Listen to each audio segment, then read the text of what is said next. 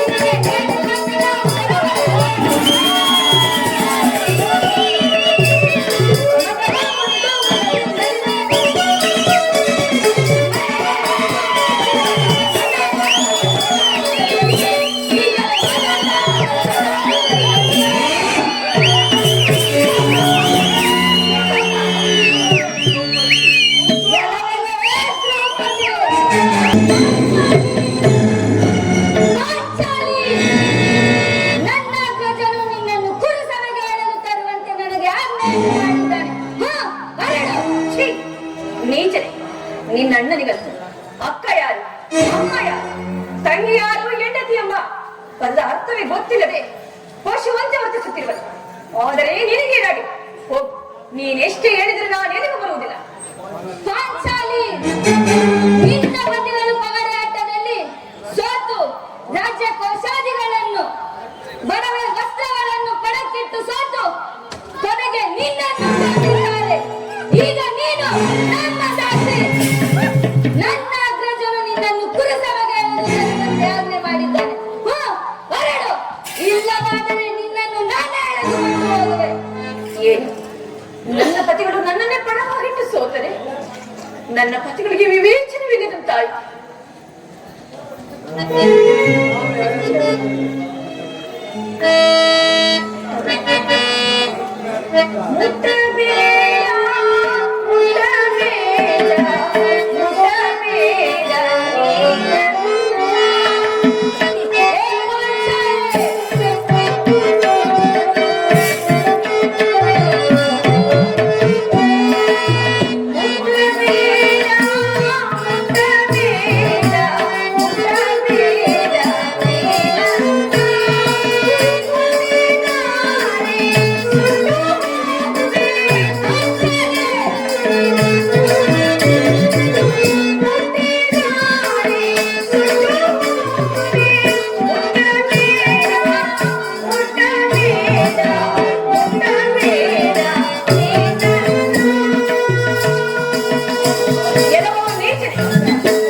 ನನ್ನನ್ನು ಯಾರೆಂದು ತಿಳಿದು ಆಜ್ಞೆಯ ಸುದ್ದಿಯಾದ ನನ್ನನ್ನು ಮುಟ್ಟಿದ್ದೆ ಆದರೆ ಸುಟ್ಟು ಬೂದಿ ಆಗುವೆ.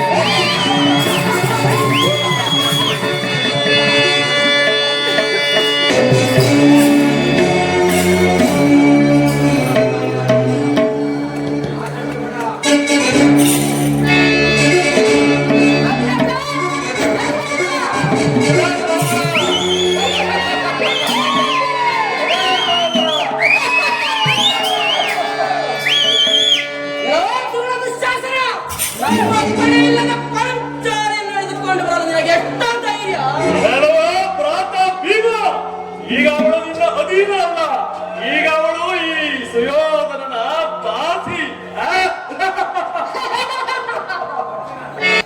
ಆ ಪರಮಾತ್ಮನು ಎಂದು ಕೈ ಮುಗಿದಿಲ್ಲ.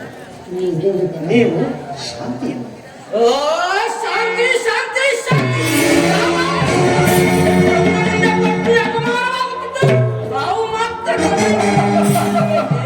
ನಿಮಗಿನ್ನು ಬಿಟ್ಟು ಹೋಗಿಲ್ಲವಣ್ಣ ಶಾಂತಿ ಎಂಬ ದುಶ್ಯಾಸನ, ಏನು ಯೋಚಿಸುತ್ತಿರುವೆ? ಸರದ ಹಾಕು ಈ ದುರಂಕಾರಿ ದ್ರೌಪದಿಯ ಸೀರೆಯನ್ನು.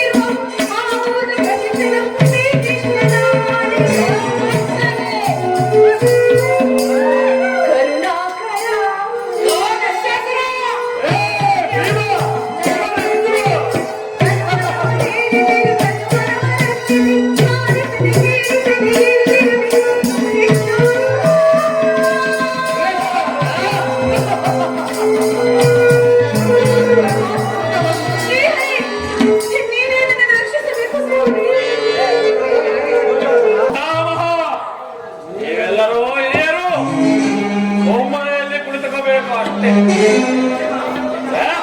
ನಾನು ಒಂದು ಕೈ ಇರುತ್ತೇನೆ, ಎಲ್ಲರನ್ನು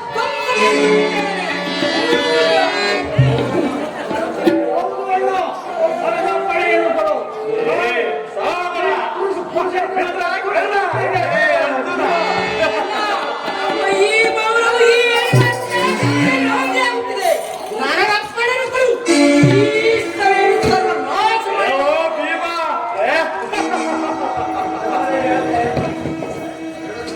ಹೇಳ ಕೃಷ್ಣ, ಸಹೋದರ ಪರಮಾತ್ಮ, ಹೇಳು. ಎಲ್ಲಿ ಈ ಚಂದ್ರನನ್ನು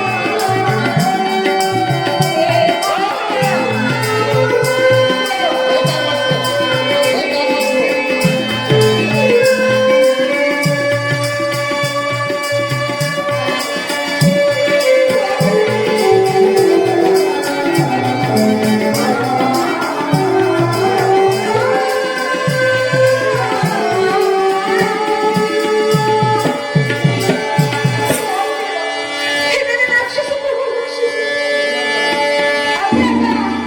ಇಂದು ನನ್ನ ಕೈಲಾಗುವುದಿಲ್ಲ. ಬೇಕಾದರೆ ನೀನೇ ಅವಳ ಸೀರೆಯನ್ನು ಸರಿ. ಮಾವ, ಏನು ಆಶ್ಚರ್ಯ! ಯಾರು ಈ ದುರಹಂಕಾರಿಯ ಮಾನವನ್ನು ಕಾಪಾಡುತ್ತಿರುವುದು?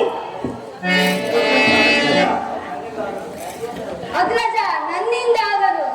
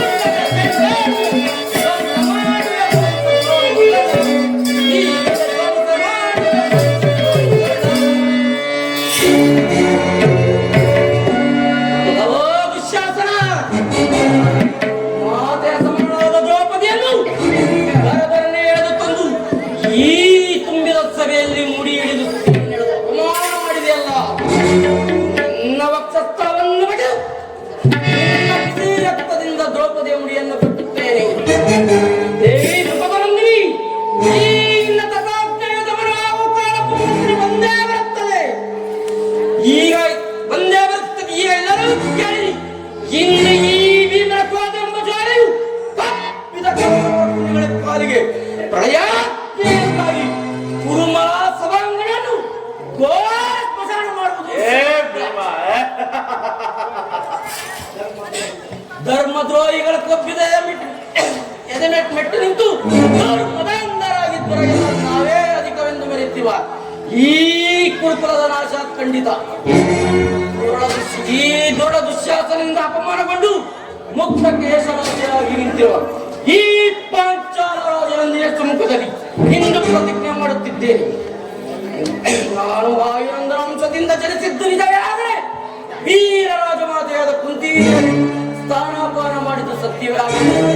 ದುರ್ಯೋಧನ 99 ಜನ ಸಹೋದರನ್ನು ಸಂಪೂರ್ಣವಾಗಿ ನಾಶ ಮಾಡಿದ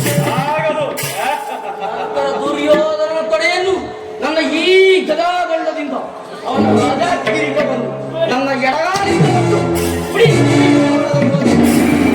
ಪ್ರಳಯ ಭಯಂಕರ ವಾಯುನಂದನ ಅಂಜನಾದೇವಿಯ ಪುತ್ರ ಭಾಗ್ಯ ಸಹೋದರ ಶಾಸ್ತ್ರಗದ ಬಲವುಳ್ಳ ನಾವು ಶಾಸ್ತ್ರ ಬಲವುಳ್ಳ ಈ ನನ್ನ ಗದದಂಡದ ಈ ಈ ನನ್ನ ವಾಗ್ದಾನ ಸುಳ್ಳೆ ಆದರೆ ನನಗೆ ಭಯಂಕರ ನರಕವೇ ಪ್ರಾಪ್ತಿಯಾಗಲಿ. ಇದೇ ಈ ಭೀಮನ ಪ್ರತಿಜ್ಞೆ, ಇದೇ ಈ ಭೀಮನ ಪ್ರತಿಜ್ಞೆ, ಇದೇ ಈ ಭೀಮನ ಪ್ರತಿಜ್ಞೆ.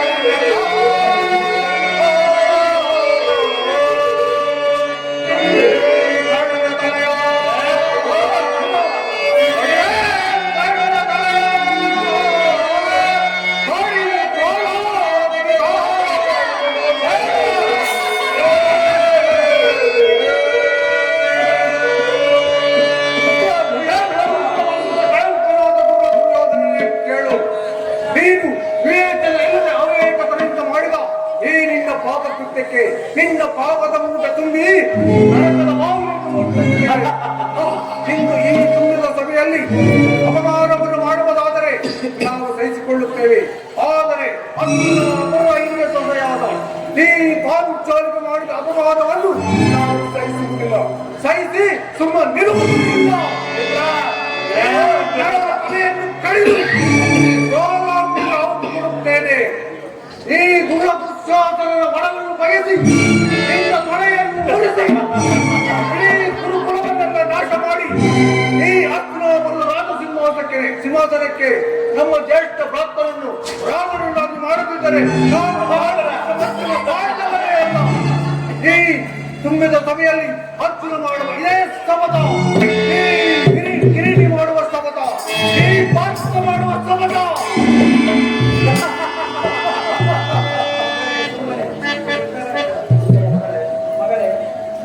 ದ್ರೌಪದಿ, ಈ ನನ್ನ ದುಷ್ಟ ಮಕ್ಕಳಿಂದ ನಿನಗೆ ನ್ಯಾಯವಾಯಿತು, ಅಪಮಾನವೂ ಆಯಿತು. ನಾನೇನು ಮಾಡಲು? ನಾನು ಏನು ಮಾಡಲು?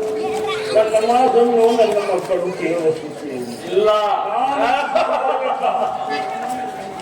ನಾನು ಸಹಾಯಕ ನನ್ನ ತಮ್ಮ ವಿದುರರು ಹೇಳಿದ್ದರು, ಈ ನಿನ್ನ ಹಿರಿಯ ಮಗನಿಂದ ನಿನಗೆ ಕಂಟಕವಿದೆ.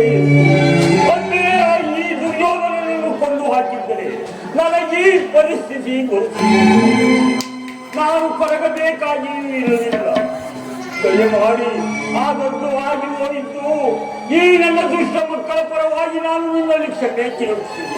ನನ್ನನ್ನು ಕ್ಷಮಿಸಿದ್ದು ಸ್ವಾಮಿ. ಹಿರಿಯರಾದ ನೀವು ಈ ರೀತಿ ಕ್ಷಮೆ ಯಾಚಿಸಬಾರದು. ಆದರೆ ಉಪ್ಪು ತಿಂದವರು ನೀರು ಕುಡಿಯಲೇಬೇಕು. ತಪ್ಪು ಮಾಡಿದವರು ಶಿಕ್ಷೆನಾಗಿ ಅನುಭವಿಸಲೇಬೇಕು. ಇದು ಆ ಬ್ರಹ್ಮನಿಂದ ತಪ್ಪಿಸಲು ಸಾಧ್ಯವೇ?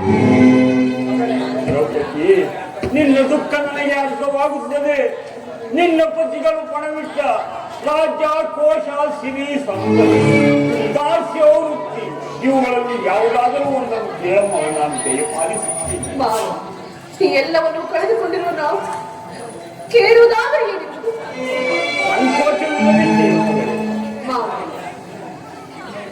ಪಾಂಡಪುತ್ರರು ನಿಮ್ಮ ಮಕ್ಕಳು ಅರಿಯುವ ಗೌರವ ಇದ್ದರೆ ನಾನು ನಿಮ್ಮ ಸೊಸೆಯಾಗಲು ನಿಮ್ಮ ಮಕ್ಕಳಿಂದ ಇರುವ ಈ ದಾಸಾರತಿಯಿಂದ ನಮ್ಮನ್ನು ಬಿಡುಗಡೆ ಮಾಡಿಸಬೇಕೆಂದು ಕೇಳಿಕೊಳ್ಳುವೆ. ಆಗಲಿ ಮಗಳು, ಜಯಪಾಲಿಸಿದ್ದೇನೆ. ನೀನು ಸುಮಂಗಲೆಯ